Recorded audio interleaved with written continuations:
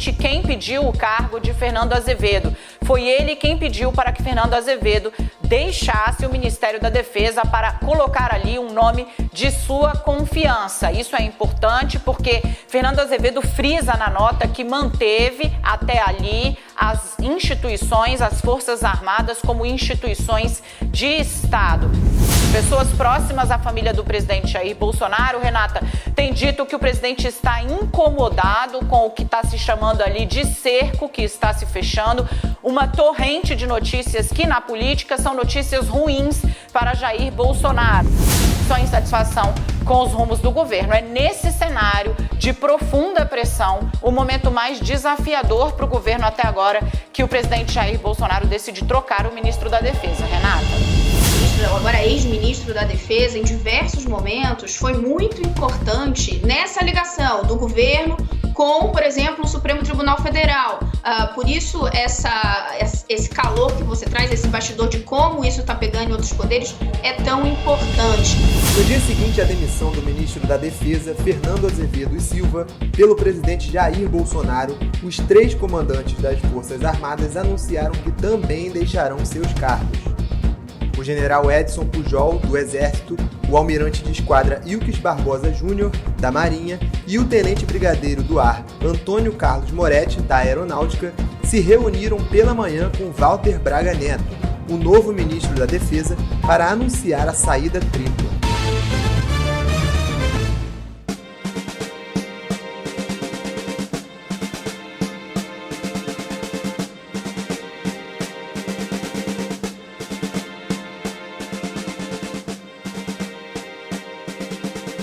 29 de março de 2021. Foi na tarde daquele dia que os porões onde mal se escondia a intrépida trupe do bolsonarismo rachou. Pela rachadura, vazaram os primeiros indícios de que a democracia brasileira estava doente. O vírus do autoritarismo procurava se instalar em qualquer brecha no sistema imunológico das instituições republicanas. Dali a 6 meses, no 7 de setembro, na Esplanada dos Ministérios, em Brasília, e na Avenida Paulista, em São Paulo, escaparíamos de uma pandemia de boçalidade. No dia da independência de 2021, Jair Bolsonaro tentou dar um golpe de Estado pela primeira vez.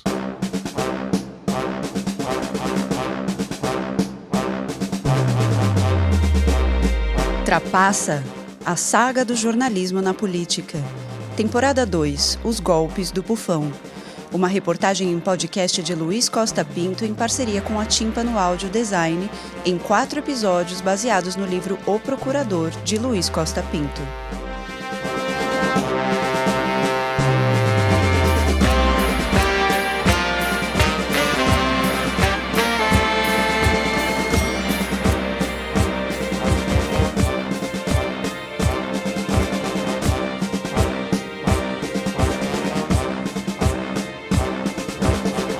Este é o episódio número 2 desta temporada de Trapaça.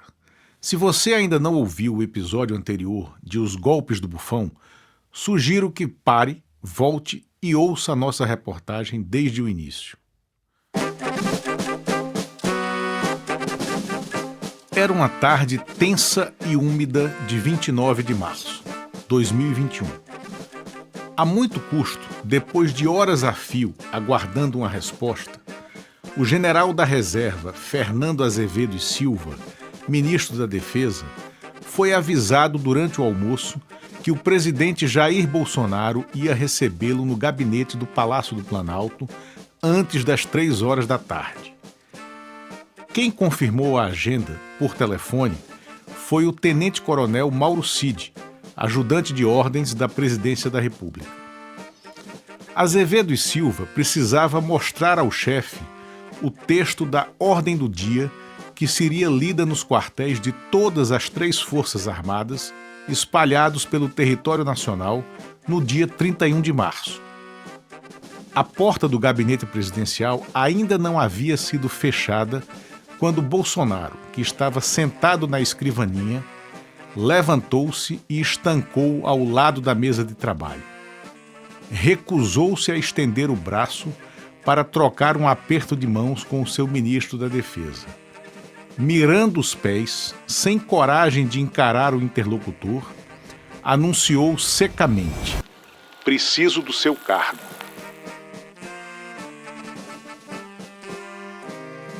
De índole covarde, despreparado para se afirmar ante a qualquer outra resposta do general Azevedo e Silva que não fosse obedecer à sua decisão sem contestações, Bolsonaro estava visivelmente tenso. Não tinha alternativa caso perdesse o controle da conversa. Ele acumulava desavenças com o ministro da Defesa. A maior delas ocorreu porque o comandante do Exército, Edson Pujol, proibiu um discurso de Bolsonaro dentro do QG, em Brasília, e não foi punido por Azevedo e Silva.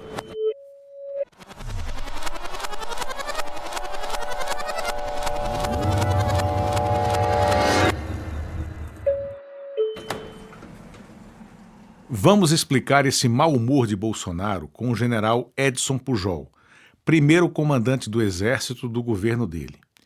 Em 19 de abril de 2020, no auge da pandemia por coronavírus Covid-19, Pujol, comandante do Exército e subordinado direto de Azevedo e Silva, recusou-se a abrir o portão do quartel-general do Exército no setor militar urbano de Brasília para o presidente da República discursar. Bolsonaro estava sem máscara de proteção. Recusava-se a seguir ordens de distanciamento sanitário. Elas eram impositivas na pandemia. Dirigindo-se a uma turba de apoiadores que pedia o fechamento do Congresso e do Supremo Tribunal Federal, e também a intervenção militar, o presidente se viu obrigado a falar de cima de uma caminhonete, improvisada como palanque. Vestindo camisa polo vermelha, com a choldra gritando "mito, mito" e pedindo AI-5, AI-5, diante do QG do Exército, Bolsonaro só teve o discurso cortado por uma crise de tosse. Era uma infecção por Covid-19 mal curada. Tenho certeza, todos nós juramos um dia dar a vida pela pátria. E vamos fazer o que for possível para mudar o destino do Brasil. Cheia da velha política. Agora é Brasil.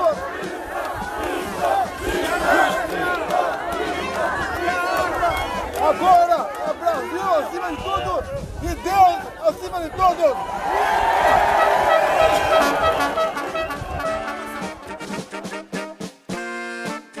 Fernando de Azevedo e Silva, um dos generais mais serenos dentre os 4 estrelas, era comandante militar do Sudeste na deposição da presidente Dilma Rousseff. Meses depois, em setembro de 2016, ele se tornou chefe do Estado-Maior do Exército, seu último posto na ativa. Em agosto de 2018, foi nomeado assessor especial de Dias Toffoli na presidência do Supremo. Saiu de lá para o Ministério da Defesa. O general Fernando Azevedo recusava-se a reviver o clima da ditadura militar encerrada em 1985. Desgastava-se no Palácio do Planalto por ter evitado, até onde pôde, que as forças militares se convertessem em polos de tensão com os poderes judiciário e legislativo. Quando escutou o pedido do cargo pelo presidente, que reivindicava seu posto e criticava o desempenho à frente do ministério, acatou a determinação no ato. Deu meia volta e saiu do Planalto apenas 5 minutos depois do horário marcado para o início da reunião. Voltou para o gabinete do Ministério da Defesa e divulgou uma nota seca. Agradeço ao presidente da República, a quem dediquei total lealdade ao longo desses mais de 2 anos, a oportunidade de ter servido ao país como ministro de Estado da Defesa. Nesse período, preservei as Forças Armadas como instituições de Estado. o meu reconhecimento e gratidão aos comandantes da Marinha, do Exército e da Aeronáutica e suas respectivas forças, que nunca mediram esforços para atender às necessidades e emergências da população brasileira. Saio na certeza da missão cumprida. Fernando Azevedo e Silva.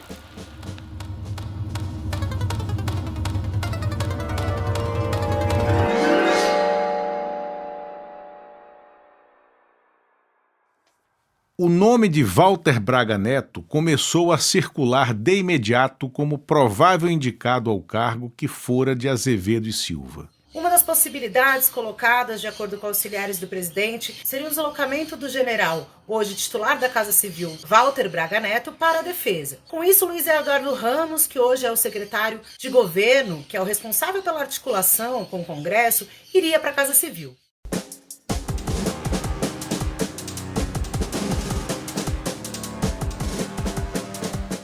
Braga Neto era um general 4 estrelas de ares botocudos e modos ríspidos. Havia um ano, ocupava o posto de ministro-chefe da Casa Civil. Foi interventor federal na segurança pública do Rio de Janeiro entre fevereiro de 2018 e janeiro de 2019, quando Michel Temer ocupou a presidência da República. No período da intervenção, a vereadora Marielle Franco, do PSOL, e seu motorista, Anderson Gomes, foram executados por um policial militar integrante de uma milícia, cujos integrantes mantinham relações perigosamente próximas com o clã familiar do então presidente da República, Jair Bolsonaro. No dia seguinte ao anúncio da troca de generais no Ministério da Defesa, fardas, capes e coturnos pareciam incendiar. Em solidariedade a Fernando Azevedo e Silva, os comandantes militares do Exército, da Marinha e da Aeronáutica também pediram demissão. Jamais na história brasileira, os 3 postos de comando tinham ficado vagos ao mesmo tempo no meio de um governo. Braga Neto sentiu-se à vontade para recompor a equipe. Espelhou sua personalidade nos comandos das Forças Armadas. Na Marinha, pôs o almirante Almir Garnier, um militar que não disfarçaria os flertes constantes com as aventuras golpistas que estavam por vir. Na Aeronáutica, nomeou o brigadeiro Carlos de Almeida Batista Júnior, considerado extremamente profissional. No Exército, foi colocado o general Paulo Sérgio Nogueira, que comandava a área de recursos humanos da Força. Braga Neto fez serão no Palácio e reescreveu a ordem do dia que pretendia ver lida em todos os quartéis das 3 forças na manhã de 31 de março de 2021. Sentindo-se empossado, mesmo sem solenidade alguma que marcasse a troca de comando, o recém-nomeado ministro da Defesa liberou sua primeira ordem do dia às 21 horas de 30 de março. Eis o texto, lido na íntegra, no ar, por vários veículos de comunicação. Ouviremos a versão de leitura crítica feita pela jornalista Monalisa Perrone, que era dos quadros da CNN.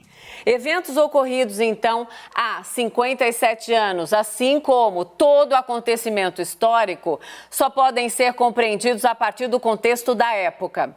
O século XX foi marcado por 2 grandes conflitos bélicos mundiais e pela expansão de ideologias totalitárias, com importantes repercussões em todos os países. Ao fim da Segunda Guerra Mundial, o mundo, contando com a significativa participação do Brasil, havia derrotado o nazifascismo. O mapa geopolítico internacional foi reconfigurado e novos vetores de força disputavam espaço e influência. A Guerra Fria envolveu a América Latina, trazendo ao Brasil um cenário de inseguranças com grave instabilidade política, social e econômica. Havia ameaça real à paz e à democracia. Os brasileiros perceberam a emergência e se movimentaram nas ruas com amplo apoio da imprensa, de lideranças políticas, das igrejas, do segmento empresarial, de diversos setores da sociedade organizada e das Forças Armadas, interrompendo a escalada conflitiva, resultando no chamado movimento de 31 de março de 1964. Braga Neto mal chegou ao Ministério da Defesa e já quis reescrever os livros de história, impondo sua visão de que o golpe de 64 foi fruto da Guerra Fria. Mentira, claro. Segue a nota na íntegra lida por Mona Lisa. As Forças Armadas acabaram assumindo a responsabilidade de pacificar o país, enfrentando os desgastes para reorganizá-lo e garantir as liberdades democráticas que hoje desfrutamos. Em 1979, a Lei de Anistia aprovada pelo Congresso Nacional consolidou um amplo pacto de pacificação a partir das convergências próprias da democracia. Foi uma transição sólida, enriquecida com a maturidade do aprendizado coletivo. O país multiplicou suas capacidades e mudou de estatura. Braga Neto teve a pachorra de exaltar a ditadura militar como sucesso político e econômico. Esqueceu os enormes fracassos em ambos os frontes. Em seguida, fez uma análise superficial dos tempos atuais. Traçou um perigoso paralelo entre aquele período que antecedeu o golpe de 64 e o Brasil de 2021. Escutemos. O cenário geopolítico atual apresenta novos desafios como questões ambientais, ameaças cibernéticas, segurança alimentar e pandemia. As Forças Armadas estão presentes na linha de frente, protegendo a população. A Marinha, o Exército e a Força Aérea acompanham as mudanças conscientes de sua missão constitucional de defender a pátria, garantir os poderes constitucionais e seguros de que a harmonia e o equilíbrio entre estes poderes preservarão a paz e a estabilidade em nosso país. O movimento de 1964 é parte da trajetória histórica do Brasil. Assim, devem ser compreendidos e celebrados os acontecimentos daquele 31 de março.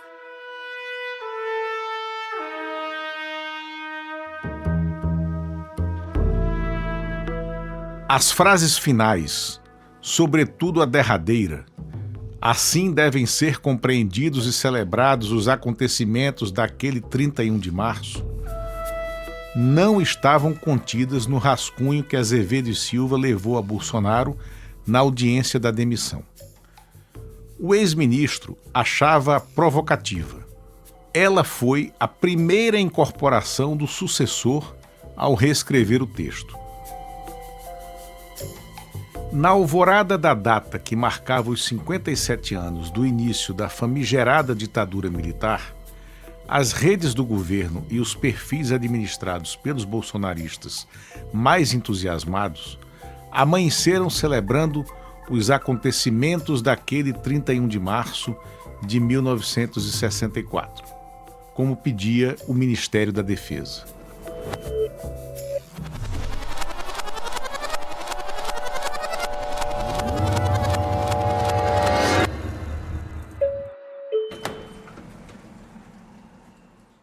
Esse negócio de chamar de movimento o golpe militar de 1964, que nos jogou numa ditadura militar de 21 anos, responsável pelo assassinato e pelo desaparecimento de milhares de brasileiros que se opunham ao regime ditatorial, começou com o ministro do STF, Dias Toffoli, ainda em 1º de outubro de 2018, antes mesmo do primeiro turno da eleição presidencial, que Jair Bolsonaro venceria. Já estava claro ali que Bolsonaro ia vencer. Toffoli tinha acabado de assumir a presidência rotativa do Supremo Tribunal Federal. Já tinha também ouvido do ex-presidente Fernando Henrique Cardoso para que conservasse Bolsonaro à distância de um golpe de clinch, do boxe, como falamos no episódio anterior desta reportagem em podcast. Escutemos como o telejornal SBT Brasil noticiou aquele fato curioso que associa a visão de Toffoli àquela ordem do dia de Braga Neto. Ao falar sobre o golpe militar de 1964, Dias Toffoli disse que hoje se refere ao período como movimento. Tanto para a esquerda quanto para a direita passou a ser conveniente culpar o regime militar de tudo. Por isso que hoje eu não me refiro mais nem a golpe nem à Revolução de 64. Eu me refiro a movimento de 1964. A declaração foi dada num evento sobre os 30 anos da Constituição em São Paulo.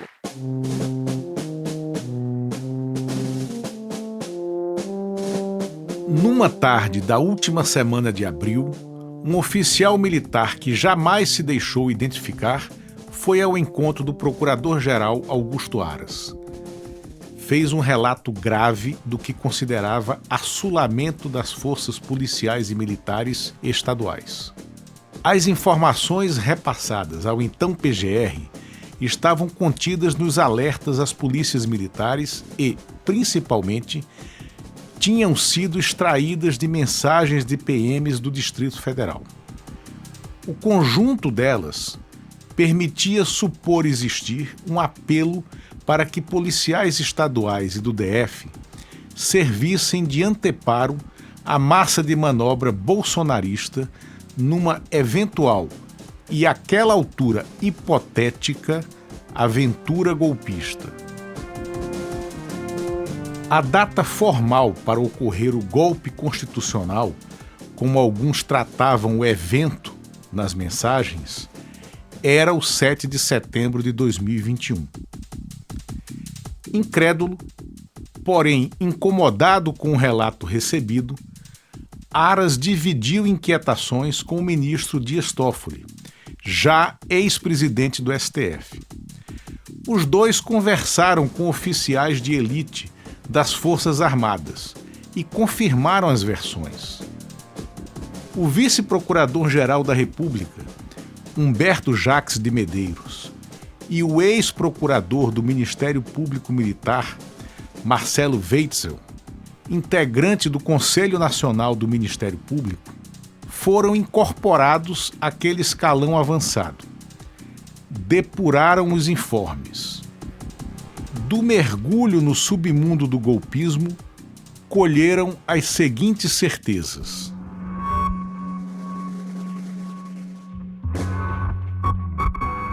A parcela da população que se dizia bolsonarista na sociedade era impactada pela convocação para que se manifestassem indo às ruas no 7 de setembro de 2021. Era estimulada por postagens em redes sociais feitas por apoiadores políticos de Jair Bolsonaro e também por suas lives nas redes sociais e pelas falas pronunciadas por grupos seletos de admiradores reunidos todos os dias no chiqueirinho diante do Palácio da Alvorada. Aquilo era estratégia. Policiais militares e o comando de algumas das PMs estaduais e a do Distrito Federal, em específico, abriram canais de comunicação direta com o Palácio do Planalto. Eram militares, fossem ministros ou não, e políticos ou assessores que diziam falar pelo presidente.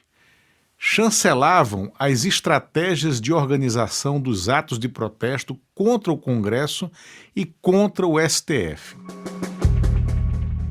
A linha direta estabelecida entre porta-vozes palacianos, governistas, bolsonaristas, com policiais militares, alguns deles oficiais em postos de comando, minava a autoridade dos governadores e dos comandantes das forças policiais dos estados e do DF.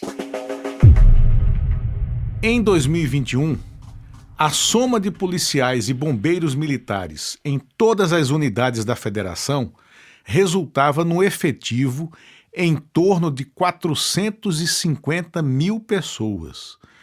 Os bombeiros também eram impactados e respondiam aos apelos de perfilar nas linhas de defesa do que chamavam de golpe constitucional. A união de PMs de folga ou em serviço, bombeiros, civis que seguiam as determinações de sua liderança política maior e militares das Forças Armadas, aderentes ao discurso golpista, poderia se converter numa tragédia institucional no 7 de setembro de 2021. Essa era a conclusão do grupo formado por Aras, Toffoli, Weitzel e Jacques de Medeiros. A partir das informações trocadas por aquele aparato informal, decidiu-se que o ex-procurador-geral do Ministério Público Militar, Marcelo Weitzel, rodaria o país para se reunir com os comandantes gerais das polícias militares e com os respectivos procuradores gerais de justiça dos estados e do Distrito Federal. A missão era verificar diretamente a adesão às convocações golpistas maquiadas de apoio ao governo no 7 de setembro. De volta de seu giro pelos estados, em julho de 2021, Weitzel fez relatos alarmantes para Augusto Aras. A convocatória golpista tinha capilaridade em todo o país, sobretudo entre policiais militares dos estados da região norte, do Distrito Federal, do Rio de Janeiro, de São Paulo, do Mato Grosso e de Santa Catarina. A percepção foi passada ao vice-PGR, Humberto Jacques, e ao ministro Dias Toffoli. O ministro do Supremo reproduziu as preocupações para o colega Alexandre de Moraes. Também integrante do TSE, Moraes tinha se convertido em polo gravitacional do ódio, das aleivosias e das ameaças dos bolsonaristas e do chefe do Poder Executivo, porque relatava os inquéritos de fake news e de atos antidemocráticos no STF e no Tribunal Superior Eleitoral.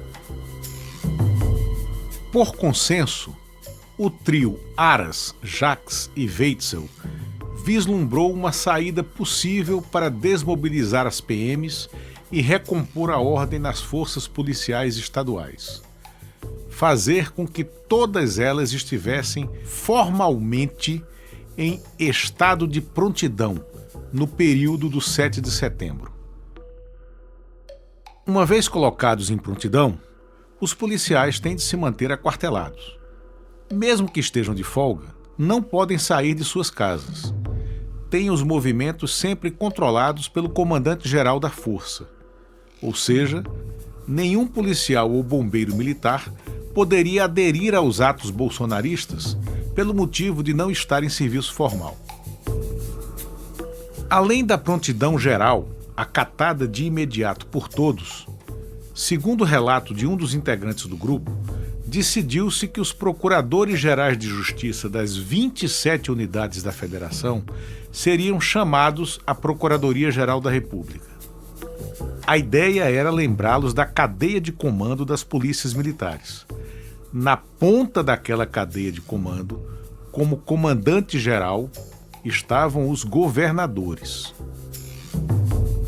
Se houvesse distúrbios sociais, desordens políticas ou tentativa de golpe de Estado com a participação de alguma polícia militar, o respectivo governador da unidade rebelde poderia ser responsabilizado.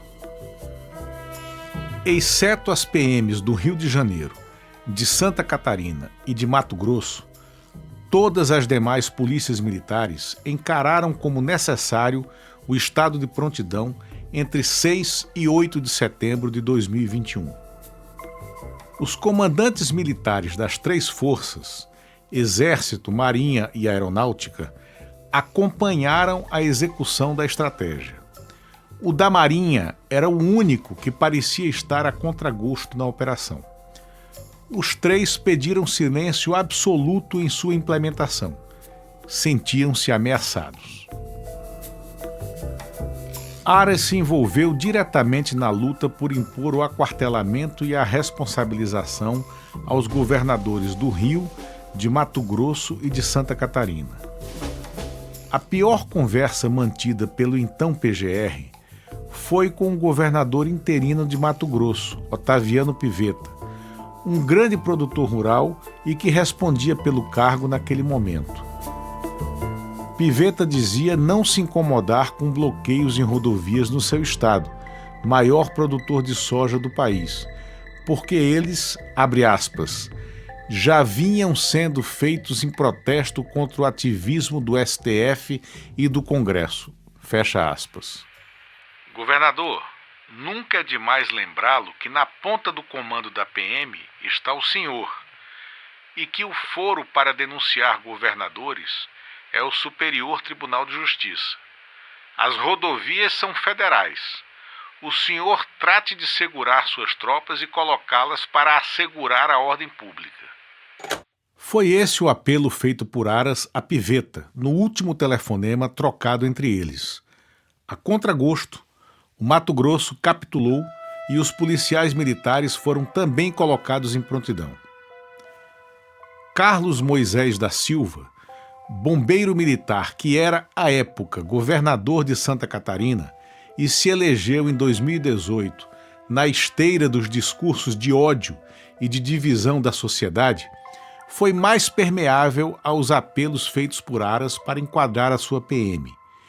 Pediu tempo, contudo assegurou que não permitiria a adesão de seus soldados aos achaques anti-institucionais convocados pelo ecossistema de apoio a Bolsonaro. Cláudio Castro, efetivado no governo do Rio de Janeiro depois da cassação de Wilson Witzel, não tinha ascendência alguma sobre sua tropa. Disse não ter condições de impor o aquartelamento da Polícia Militar entre 6 e 8 de setembro. O retorno do governador fluminense, mais que os outros, fez o alarme interno do aparato informal de resistência silenciosa ao golpe trocar o tom amarelo pelo laranja. Conheço o presidente do Conselho Nacional de Comandantes Gerais das Polícias Militares. Foi o que disse Aras em uma das reuniões de troca de informações mantida com os comandantes militares das Forças Armadas. O procurador-geral recebeu, então, a sugestão de ir atrás do coronel Paulo Coutinho, comandante-geral da Polícia Militar da Bahia, com quem tinha relações amistosas.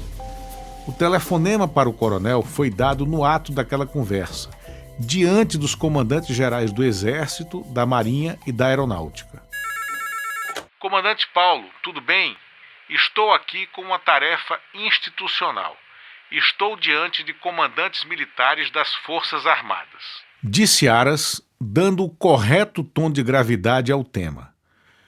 Ao prosseguir no telefonema, o procurador-geral explicou que todos, em Brasília, tinham informações da possibilidade de adesão de policiais e bombeiros militares às convocações de baderna e golpe que saíam de satélites ligados ao Palácio do Planalto. A evolução do cenário preocupava-os. O PGR ouviu de volta que havia gente do governo fazendo aquela incitação. Durante a justificativa, foi cortado. Você sabe, não é, Coronel Paulo, que não existe essa cadeia de subordinação entre Polícia Militar e Poder Executivo, Governo Federal. Nada disso, não é?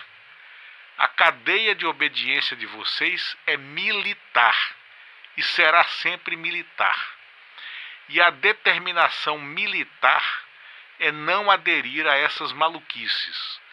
Portanto, PM tem de garantir a ordem em cada estado, Fora das fronteiras de seu estado, cada comandante-geral de cada polícia militar responde e obedece a um único comandante, o comandante-geral do Exército. PM não tem de obedecer a presidente da República ou a ministro da Defesa. PM é força militar e responde ao Exército. Ao desligar, pouco depois de ter dito aquelas palavras, duramente enfatizadas no sotaque chiado de baiano que ainda guarda, Aras tranquilizou seus interlocutores de momento que estavam com ele na sala quando ligou para o coronel Paulo Coutinho, presidente da Associação Nacional dos Comandantes de Polícias Militares. Ele compreendeu a situação e disse que vai passar a advertência para os demais comandantes.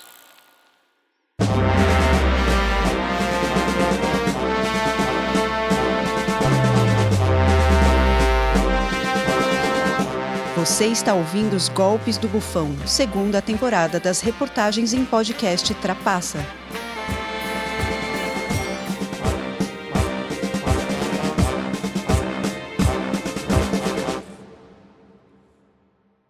14 de agosto de 2021. O presidente da República publica em suas redes sociais a informação de que pediria o impeachment de 2 ministros do Supremo Tribunal Federal, Alexandre de Moraes e Luiz Roberto Barroso. Jair Bolsonaro se dizia perseguido pela dupla. Naquele momento, Barroso presidia o Tribunal Superior Eleitoral. Agora, quando pergunto o que você vai fazer, essa semana tem novidades. Dentro das 4 linhas da condição, temos novidades pela frente. Eu vou entrar com o pedido de impedimento, né, dos ministros no Senado, colocar lá. O que o Senado vai fazer? Está com o Senado agora, é independência. Eu não vou agora tentar cooptar senadores, né, de uma forma ou de outra, oferecendo alguma coisa para eles, etc, para eles votarem o impeachment deles. Eu não vou fazer como o senhor Luiz Barroso fez do TSE, que foi para dentro do parlamento, reunir com lideranças partidárias, e após a reunião, no dia seguinte, a maioria das lideranças resolveu trocar os integrantes da comissão por parlamentares que votariam contrário à PEC do voto impresso. E depois também, né, nós estamos vendo agora governadores apoiando o Supremo, sem problema apoiar o Supremo. Mas quem é que está atacando o Supremo? Onde é que o Supremo não está fazendo a sua parte, indo além da sua parte? –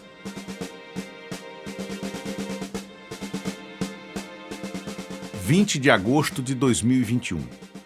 Bolsonaro encaminhou ao Senado o pedido de impeachment de Alexandre de Moraes. Deixou Luiz Roberto Barroso de fora, questionando, abre aspas, constitucionalidade do inquérito das fake news, fecha aspas, relatado por Moraes no STF.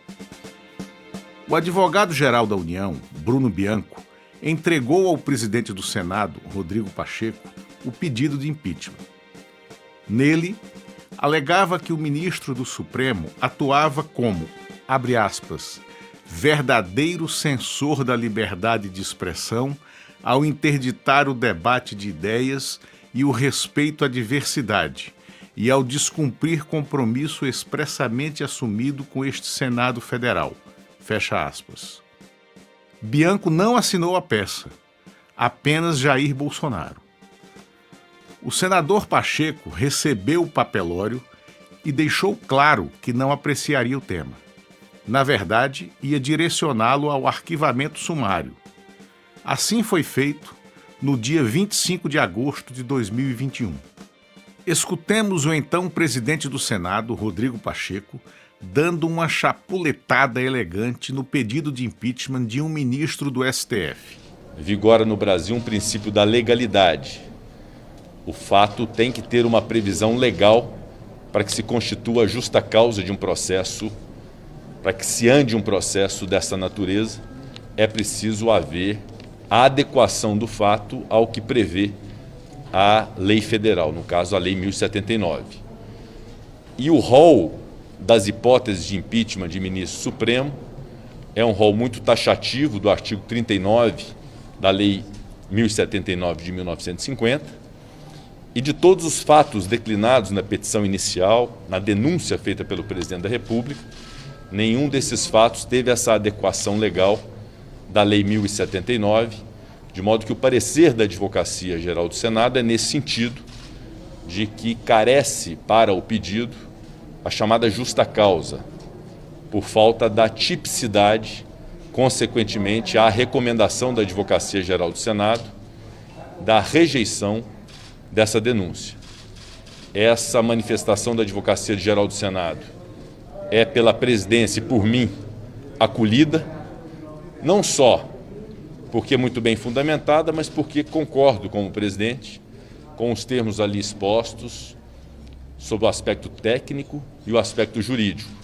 O Estado Democrático de Direito exige a obediência a esse princípio da legalidade, que só se instaure um processo dessa natureza quando haja realmente e efetivamente justa causa e um fato que possa se adequar à Lei 1079, e não é este caso concreto desse pedido de impeachment. De modo que, como presidente do Senado, determinei a rejeição da denúncia por falta de justa causa, por falta de tipicidade e o arquivamento do processo de impeachment. 3 dias antes daquela elegante e firme decisão de Rodrigo Pacheco no Senado, o governador do Rio de Janeiro, Cláudio Castro, surpreendeu a todos, inclusive a seus principais aliados, ao demitir o secretário da Polícia Militar do Estado, o coronel Rogério Figueiredo. A demissão foi reflexo das conversas duras mantidas por Aras com ele, recheadas de advertências. O coronel demitido, Rogério Figueiredo, mantinha relações figadais com a família Bolsonaro, sobretudo com o ex-capitão do Batalhão de Operações Especiais, BOP, da PM do Rio de Janeiro, Adriano da Nóbrega. O ex-capitão foi assassinado em 2020, quando estava foragido na Bahia. Suspeita-se até hoje que a morte de Nóbrega tenha sido uma sentença determinada pelas milícias do Rio como queima de arquivo. Com a morte dele, estariam silenciadas ligações da família Bolsonaro com os assassinatos da vereadora Marielle Franco e o motorista Anderson Gomes. Essas ligações não se comprovaram no fim do inquérito, o que só ocorreu em 2024. Naquele mesmo 22 de agosto de 2021, o governador de São Paulo, João Dória, também demitiu um coronel insubordinado da Polícia Militar Paulista, Alexander Toledo Lacerda. Responsável pelo comando de 5.000 PMs do interior de São Paulo, distribuídos em 7 batalhões responsáveis por policiar 78 municípios do estado, Alexander Lacerda fez postagens de cunho golpista em redes sociais. Em perfis administrados por ele, sem esconder a identidade, convocou a população para os atos de 7 de setembro de 2021, impulsionados por Bolsonaro. O coronel criticou o Congresso e o STF em suas postagens e xingou o governador João Dória. Chamou-o de cepa, numa analogia com o coronavírus Covid-19. Ouçam como o Jornal da Record noticiou a demissão naquela noite, encerrando com uma dura fala de Dória. O governador esvaziou o 7 de setembro bolsonarista. O governador de São Paulo, João Dória, afastou hoje um coronel da Polícia Militar por indisciplina. O comandante atacou políticos nas redes sociais e fez convocações para as manifestações a favor do presidente Jair Bolsonaro no próximo dia 7 de setembro. O coronel Alexander Lacerda comandava 7 batalhões e 5.000 homens no interior de São Paulo. Foi afastado do cargo nesta segunda-feira por determinação do governador João Dória. Se houver mais alguma manifestação dessa natureza, será tratada da mesma maneira, com indisciplina e com afastamento imediato, seja coronel, capitão, seja quem for. Em São Paulo, nós não vamos admitir nenhuma indisciplina nem insubordinação, especialmente daqueles que pensam em flertar contra a democracia, contra a Constituição e a favor da ditadura militar. O coronel afastado polemizou ao convocar os amigos nas redes sociais para participar das manifestações de 7 de setembro a favor do presidente Jair Bolsonaro. O comandante também compartilhava textos e charges com críticas políticas.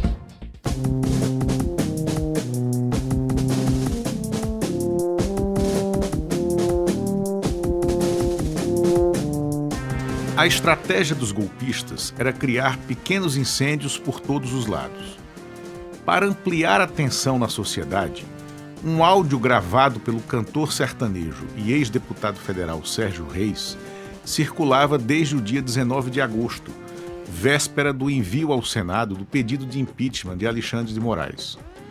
O áudio rodava velozmente entre bolsonaristas em geral e nos grupos mantidos por eles nos aplicativos de mensagens WhatsApp e Telegram. Em um dos trechos, Reis convocava quem o ouvisse a invadir o Senado Federal se o impeachment de ministros do Supremo não fosse aprovado. É um pouco longo, mas é necessário ouvir Sérgio Reis no contexto da convocação do golpe no 7 de setembro de 2021. Vamos escutá-lo. E nós chegamos a uma conclusão, eu tenho feito reunião com os líderes dos caminhoneiros, como tenho programa de caminhoneiro há 40 anos, já tive até transportadora, então eles estão sempre do meu lado. Peguei os chefes de sindicatos, os presidentes, fiz uma reunião com eles e com esses empresários chegamos à conclusão que dia 7 de setembro nós não vamos fazer nenhuma manifestação pela data, pelo desfile, para não atrapalhar o presidente nem a data importante, mas vamos parar em volta de Brasília. E eu passei para você alguma coisa que está acontecendo e questionei todos eles e expliquei que nós já entramos com pedido do presidente do Senado nos receber dia 8 de setembro. Vou eu e 2 líderes dos caminhoneiros, vamos lá, e 2 líderes do sindicato da soja. Vamos em 5 para entregar para o presidente do Senado uma intimação. Não é um pedido, é uma intimação. É como se fosse um oficial de justiça e fala, cumpra-se. Ou seja, nós resolvemos o seguinte: nós vamos manter dia 7 de setembro calmo, dia 8 vamos no Senado, vão trabalhar, porque eu tenho uma amiga que é a minha chefe de gabinete do meu gabinete, hoje trabalha com o senador, e ela me falou, não, vai ter a sessão sim, eles vão ter que estar, e nós já marcamos o acompanhamento, eles já aceitaram me receber, e eu vou entregar um documento para eles, é o seguinte: eu, os caminhoneiros e os plantadores de soja, os fortes, os que carregam navios para fora, para você ter uma ideia. Daí, eles vão receber um documento assim: vocês têm 72 horas para aprovar o voto impresso e para tirar todos os ministros do Supremo Tribunal Federal. Não é um pedido, é uma ordem. Vocês vão ter uma ordem. É assim que eu vou falar com o presidente do Senado. Isso é uma ordem. Se vocês não cumprirem 72 horas, nós vamos dar mais 72 horas, só que nós vamos parar o país. Já está tudo armado, o país vai parar. Tudo. Norte a sul, leste a oeste. Os plantadores de soja vão pôr as colheitadeiras na estrada. Ninguém pode andar, nem carro particular, nem ônibus. Todos estão sendo avisados. O ônibus que vier com passageiro vai ter que voltar para trás. Não vai trafegar ninguém nas estradas.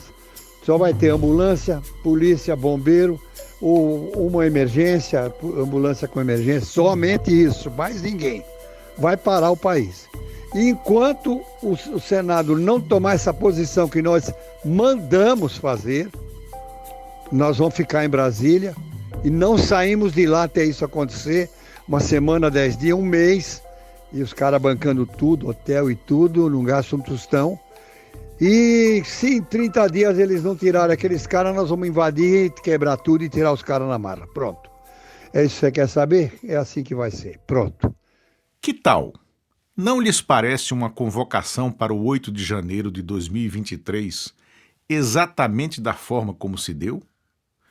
Estava tudo ali, inclusive a estratégia de preservar Jair Bolsonaro como, abre aspas, uma autoridade, fecha aspas. Os empresários estavam prontos para financiar ataques e fazerem lockouts que produziriam o caldo suficiente para justificar, na mente insana e golpista deles, uma GLO.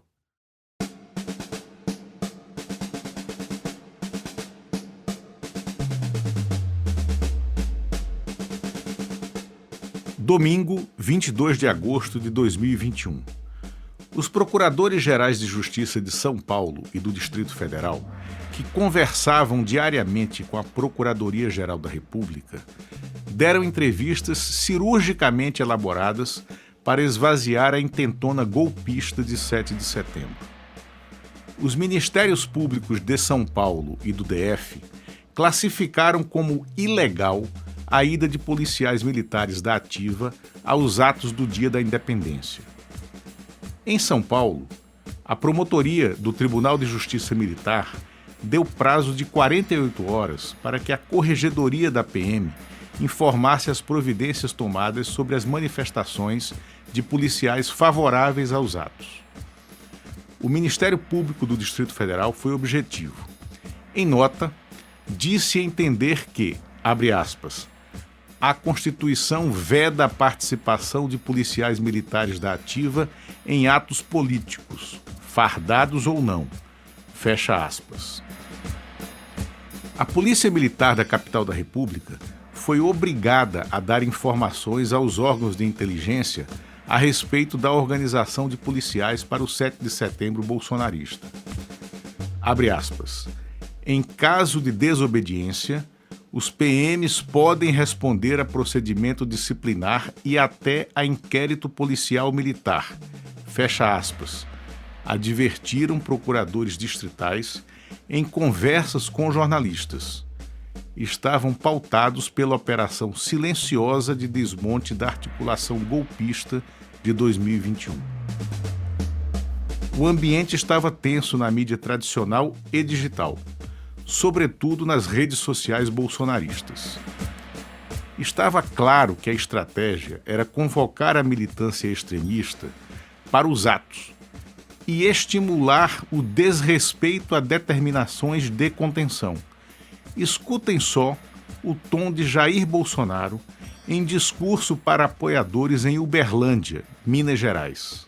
Nunca uma outra oportunidade para o povo brasileiro foi tão importante ou será tão importante quanto esse nosso próximo 7 de setembro.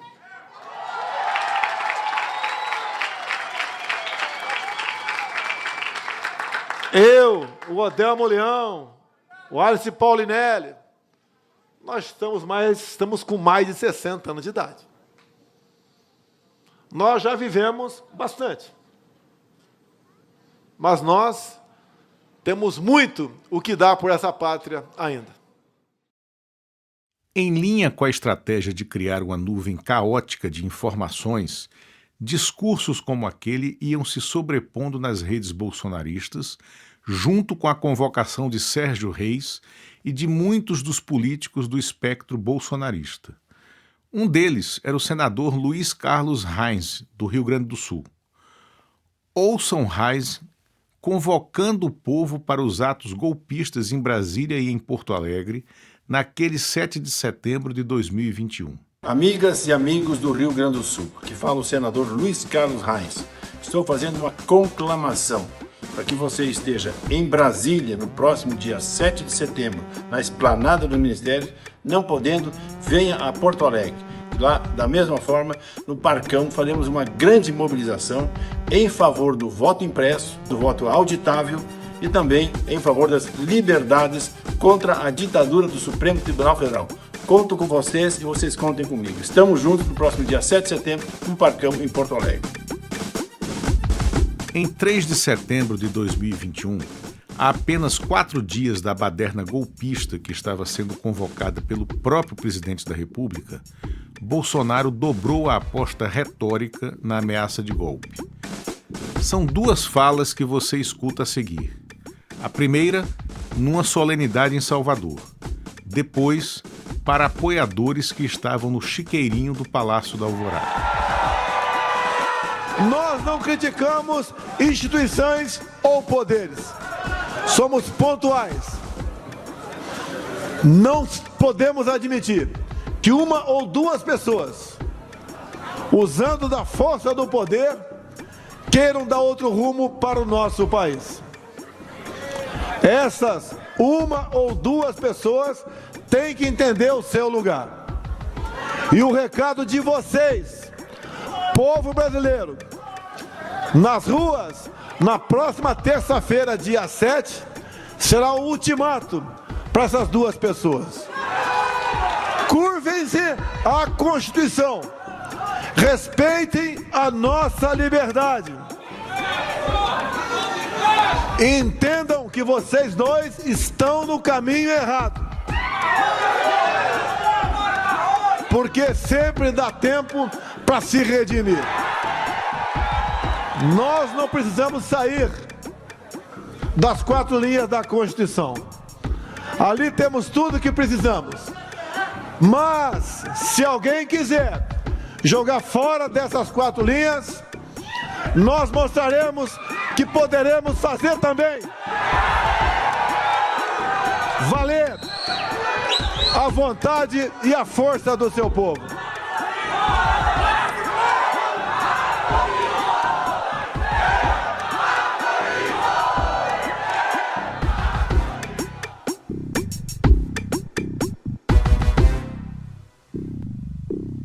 Aquele coro, eu autorizo, era a criptonita dos golpistas de Palanque.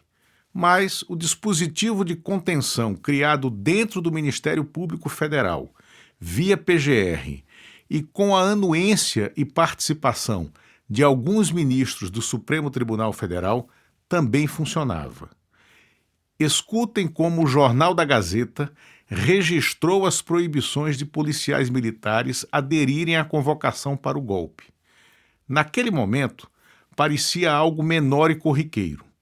Hoje, sabendo-se do que estava por trás, a ação pode ser classificada como relevante. O Ministério Público recomendou que a Polícia Militar e a Secretaria de Segurança Pública do Distrito Federal proíbam expressamente a participação de militares da ativa nos protestos pró-governo de 7 de setembro.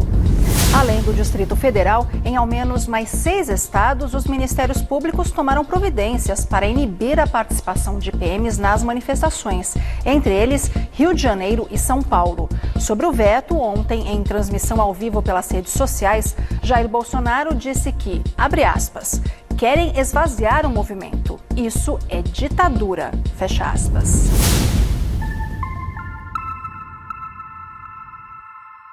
Jair Bolsonaro sabia o que fazia.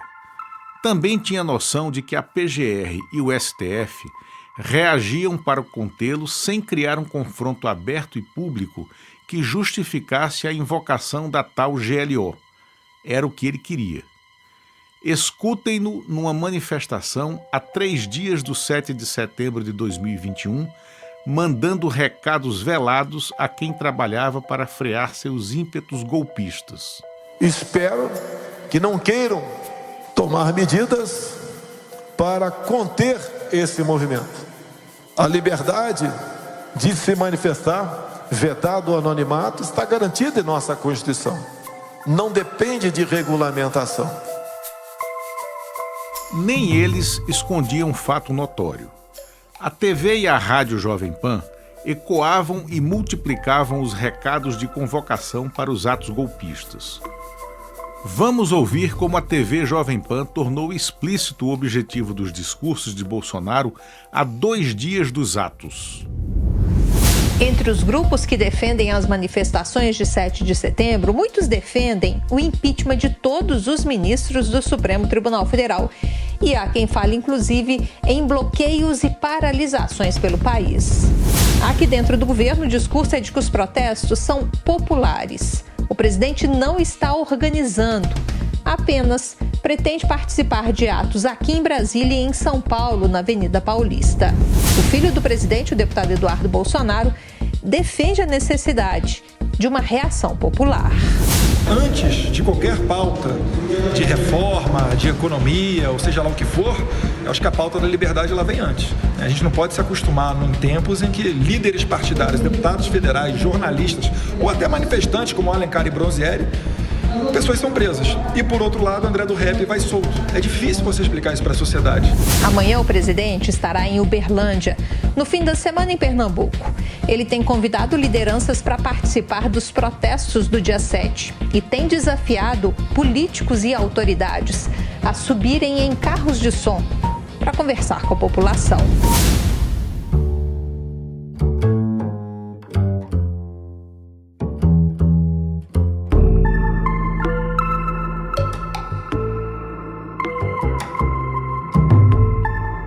6 de setembro de 2021, véspera da primeira intentona golpista. O teatro daquelas manobras estava demarcado, o eixo monumental em Brasília, no trecho onde se localiza a Esplanada dos Ministérios e a Avenida Paulista, em São Paulo. Naqueles dois pontos, o presidente Jair Bolsonaro discursaria para uma massa de apoiadores cuidadosamente inflada e inflamada pelas articulações prévias via redes sociais e perfis na internet. A segunda-feira foi ponto facultativo nas repartições públicas em Brasília. Isso permitiu que os trios elétricos, caminhões, tratores e barracas montadas por apoiadores dos atos golpistas estacionassem ao largo das calçadas do eixo estrutural e no vão da rodoviária da capital. De lá, estavam distantes apenas 2 quilômetros da Praça dos Três Poderes. Lá se localizam as sedes do Congresso e do Supremo Tribunal Federal, alvos da ira dos bolsonaristas, fermentada pelos discursos do presidente. A distância seria percorrida num movimento de invasão cadenciada da esplanada. Tudo estava coreografado pelos estrategistas bolsonaristas. Eles contavam com a adesão e a inação da Polícia Militar do Distrito Federal.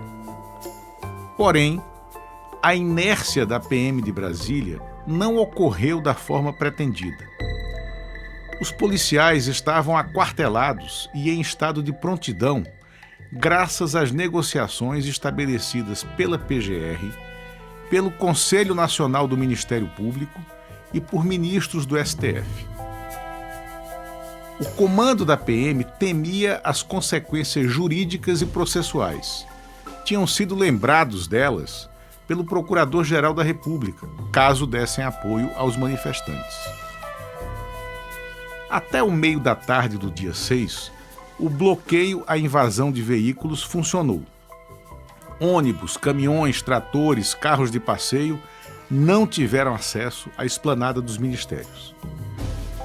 A partir das 5 horas da tarde, contudo, a primeira barreira da operação de segurança, conhecida como Escudo do Planalto, foi facilmente superada pela infantaria bolsonarista. Manifestantes e seus veículos de apoio avançaram da rodoviária até a altura da Catedral de Brasília. Assim, encurtaram para apenas 1,5 km a distância que os separava da Praça dos Três Poderes. O policiamento era extremamente permeável ao avanço dos militantes pró-Bolsonaro. Eles atendiam à convocação, compareceram aos atos de repúdio aos poderes judiciário e legislativo. Às 7h30, na noite de 6 de setembro, a segunda das 3 barreiras de contenção dos manifestantes e dos automóveis foi rompida sem resistência militar. Uma horda começou a se deslocar na direção das sedes do Congresso e do Supremo Tribunal Federal.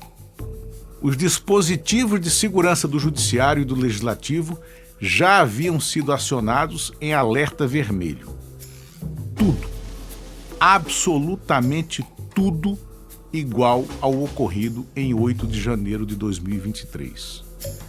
1 ano e meio antes do golpe dado e derrotado, já sob o governo de Lula, estávamos diante do golpe ensaiado e tentado com Bolsonaro na presidência. E o objetivo era mantê-lo no poder como um autocrata.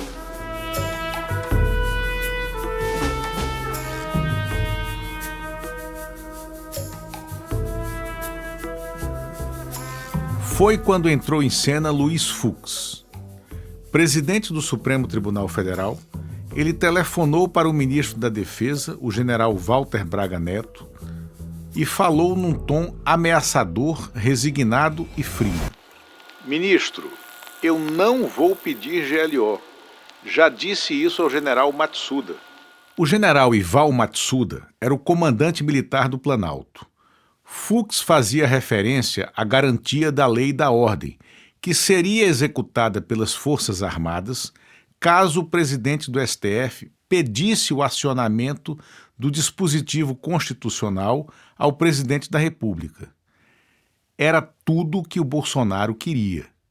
O presidente do Supremo foi além ao explicar o porquê de não pedir GLO ao então ministro da Defesa. Há atiradores de elite que eu ordenei que fossem estrategicamente colocados na laje do prédio do Supremo Tribunal Federal. Vou mandar que abram fogo contra quem quiser invadir o STF, se eles romperem o terceiro bloqueio na esplanada dos ministérios. Já romperam 2. Se romperem o terceiro, darei ordem de atirar. Estou dentro do Supremo e daqui não sairei.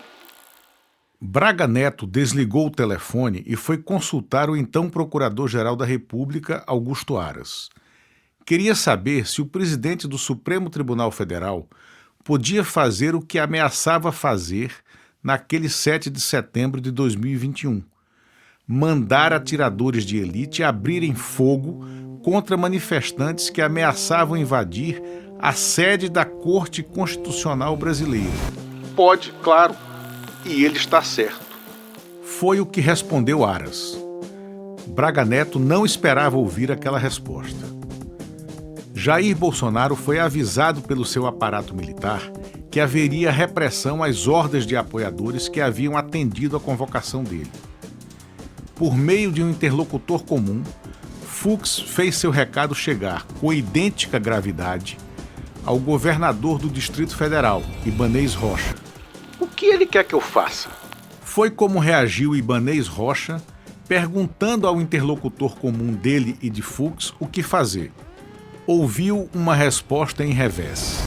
Que ponha a polícia militar para controlar o povo na esplanada e mantenha a terceira e última barreira de acesso ao Congresso e ao STF. A partir daquele momento, os soldados da Polícia Militar do Distrito Federal pareciam ter girado uma chave de comando. Mudaram a postura no trato com os manifestantes bolsonaristas. Os bloqueios foram restaurados, as abordagens se tornaram ríspidas. Houve até mesmo a ocorrência de altercações isoladas entre PMs e manifestantes, com o uso da força militar na contenção de bolsonaristas mais exaltados. O terceiro e último bloqueio, que continha o acesso ao Supremo e a entrada principal do Congresso, não foram rompidos. Na manhã do dia 7 de setembro, Jair Bolsonaro pôde discursar diante dos apoiadores. Cometeu crimes, tanto ali quanto à tarde, na Avenida Paulista, em São Paulo. Escutem o que ele disse, primeiro na Esplanada dos Ministérios, em Brasília. Muitas vezes vocês me ouviram dizer que jogava dentro das 4 linhas da Constituição. Muitos de vocês não aceitavam isso. Muitos de vocês, repito, queriam que a gente fizesse diferente. Eu vou falar agora o que é ser diferente. A partir desse momento, o Poder Executivo Federal, juntamente com seus 23 ministros, nós não mais aceitaremos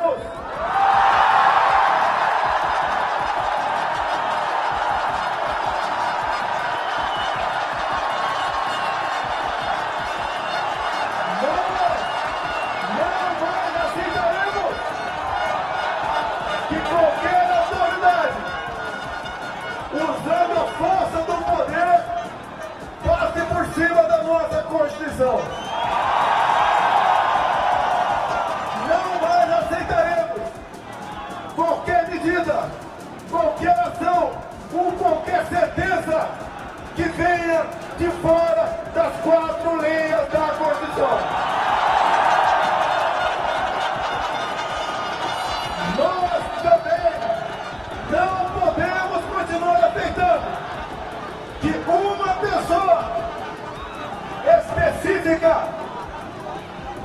da região dos três poderes continue barbarizando a nossa população.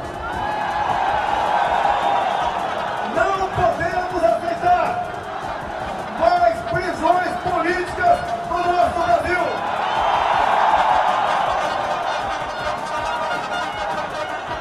Ou o chefe desse poder enquadra o seu, ou esse poder pode sofrer aquilo que nós não queremos. Porque nós valorizamos, reconhecemos e sabemos o valor de cada poder da República.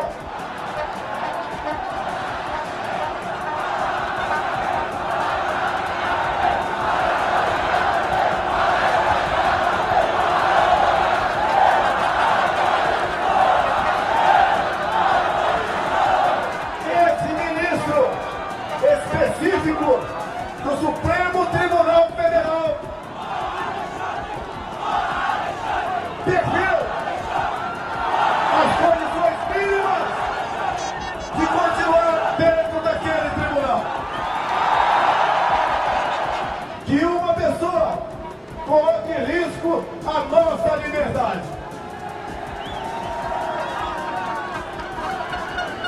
Eu jurei um dia, juntamente com Hamilton Mourão, vice-presidente do meu lado, juntamente com o Braga Neto, vice-defesa, darmos a nossa vida pela pátria. Todos vocês que porventura não fizeram esse juramento, fizeram outro, também igualmente importante. Dar a sua vida pela sua liberdade. A partir de hoje, uma nova história começa a ser escrita aqui no Brasil. Qualquer cuidado com a verborragia ficou no meio do caminho entre Brasília e São Paulo. Na Avenida Paulista, um Bolsonaro muito mais afoito fez discurso eivado de bravatas contra os inimigos que só ele enxergava nas demais instituições. Era o próprio bufão em estado bruto. Admitir que uma pessoa apenas, um homem apenas, turve a nossa democracia e ameace a nossa liberdade. Dizer a esse ministro que ele tem tempo ainda para se redimir.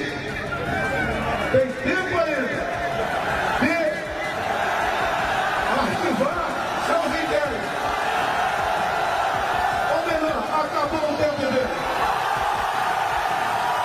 Salve Alexandre de Moraes! Deixa de ser canalha!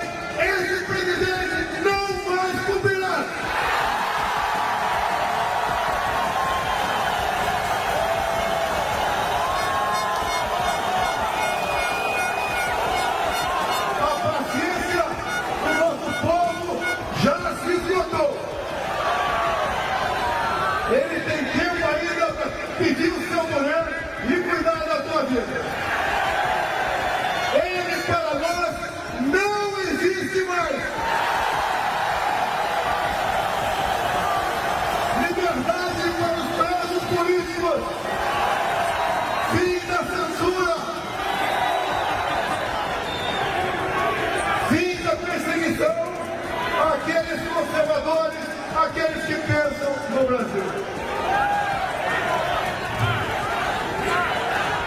Como sempre,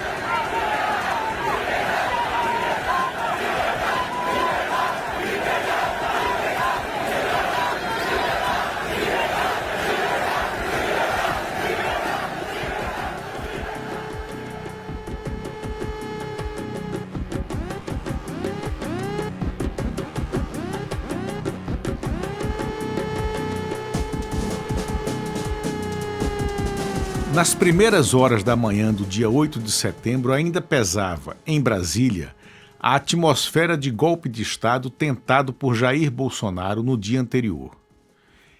Ele sonhava se converter numa espécie de ditador constitucional. Informes chegados à PGR na madrugada davam conta de que havia 160 bloqueios de caminhoneiros em rodovias de 15 dos 27 estados da federação. Tinham sido convocados por Bolsonaro como estratégia auxiliar da esteira golpista. Antes de tomar o café da manhã, o vice-procurador-geral da República, Humberto Jacques de Medeiros, telefonou para o procurador-geral, Augusto Aras. Acho que só uma pessoa é capaz de evitar a escalada desse conflito entre a presidência e o STF, entre o presidente Bolsonaro e o ministro Alexandre, Michel Temer. Aras escutou o auxiliar direto e anotou a sugestão. Ele sempre teve diálogo franco com Temer. A desconfiança de que Bolsonaro esperava uma reação dura e coesa das instituições, STF, Congresso Nacional e PGR, para acionar o que considerava em devaneios seu dispositivo militar, era preocupação central de Aras e do ministro Dias Toffoli, do Supremo. Enquanto o procurador-geral divagava em pensamentos, Humberto Jacques arrematou a ideia dada. Acho que só o ex-presidente fala com os dois lados e pode pôr panos mornos nos dois. De outra sorte, teremos um cenário muito arriscado. Augusto Aras telefonou para Temer menos de 2 horas depois. Sondou sobre a possibilidade de conversar pessoalmente com Bolsonaro. Foi uma conversa longa. Ex-professor de Direito Constitucional, Temer levantou dúvidas sobre a solidez dos compromissos democráticos do presidente. Por fim, se dispôs a funcionar como bombeiro e apagar o rastilho de pólvora entre o Palácio do Planalto e a sede do STF. Mas advertiu, só faria aquilo se Jair Bolsonaro assinasse uma carta de arrependimento e contrição que ele mesmo, Temer, escreveria.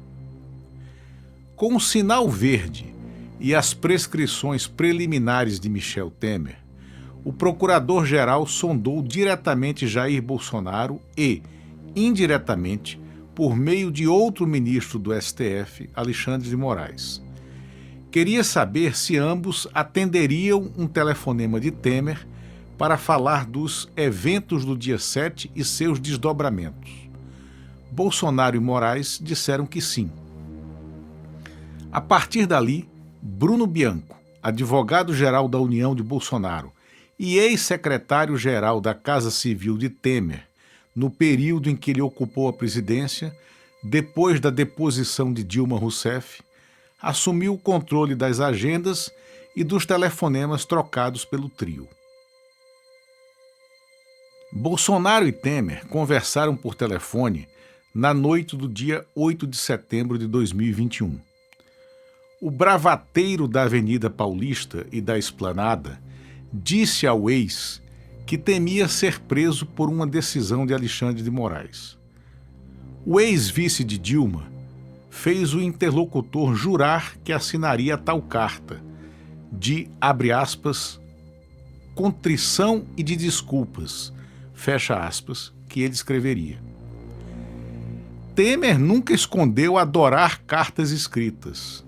Afinal, verba volant, scripta manente.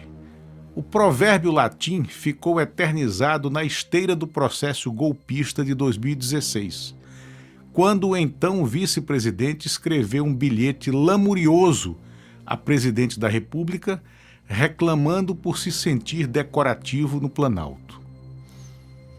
ante a promessa de que o antecessor dobraria Moraes, Bolsonaro rendeu-se a tudo. Michel Temer chamou o publicitário Elcio Mouco a seu apartamento paulistano ainda na noite de 8 de setembro. Relatou a ele as conversas, sublinhou o nervosismo e a tensão que vislumbrou na voz de Bolsonaro. Paura da deposição e da cadeia. E começaram a rascunhar o texto que seria revelado mais tarde como uma declaração à nação. Os inquéritos que se abriam para apurar a espiral de ataques do bolsonarismo ao Estado Democrático de Direito concediam aquele poder a Moraes. A seguir, em áudio do Jornal da Band, a íntegra do texto divulgado por Bolsonaro em 9 de setembro de 2021, depois que Michel Temer se interpôs entre ele e Alexandre de Moraes, a fim de evitar o recrudescimento daquela crise. Bolsonaro dividiu a carta em 10 itens. Abre aspas.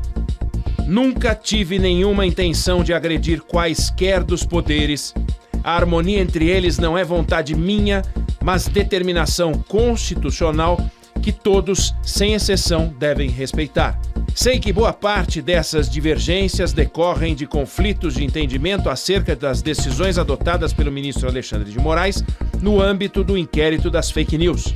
Mas na vida pública, as pessoas que exercem o poder não têm o direito de esticar a corda a ponto de prejudicar a vida dos brasileiros e sua economia.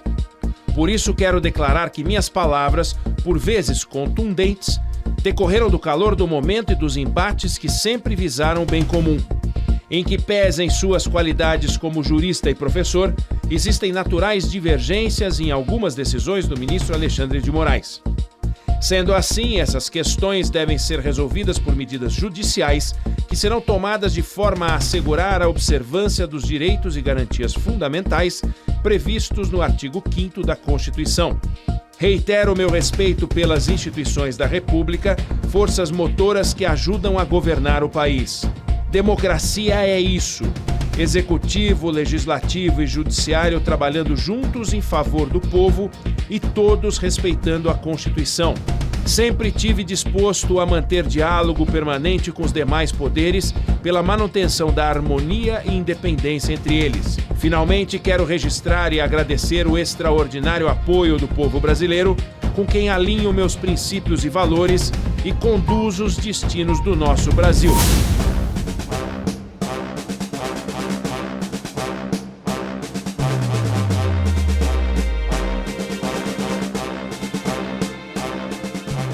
Bufão, segundo dicionários como Aurélio Buarque de Holanda ou Antônio Ais, é o indivíduo que, abre aspas, diverte com esgares e comédia, muitas vezes de forma grotesca ou exagerada, fecha aspas. Pode ser um bobo da corte, registram os dicionários, um palhaço ou alguém que faz graça para divertir os outros. O termo também pode ser usado para descrever alguém que age de forma ridícula ou tola, ensina os grandes Aurélio e Ais. Segundo eles, bufão é uma pessoa que age de maneira exagerada ou de forma a chamar atenção para si de maneira negativa.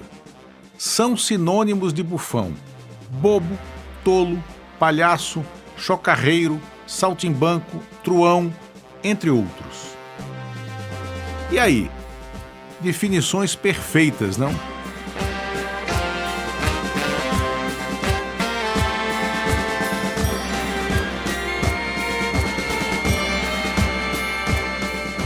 Esta reportagem é escrita e narrada por Luiz Costa Pinto, da plataforma Brasília.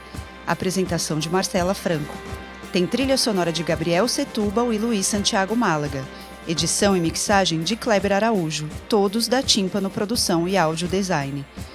Agradecemos aos canais Jornal da Band, UOL, CNN, O Globo, TV Senado, Jornal da Record, Poder 360, Luiz Carlos Heinze, TV Gazeta, TV Jovem Pan e SBT Brasil, e aos jornalistas Eduardo Oeneg, Carla Araújo, Daniela Lima, Renata Agostini, Monalisa Perrone, Celso Freitas, Cristina Lemos, André Tal, Laerte Vieira, Luciana Magalhães, Luciana Verdolim, pelos áudios utilizados.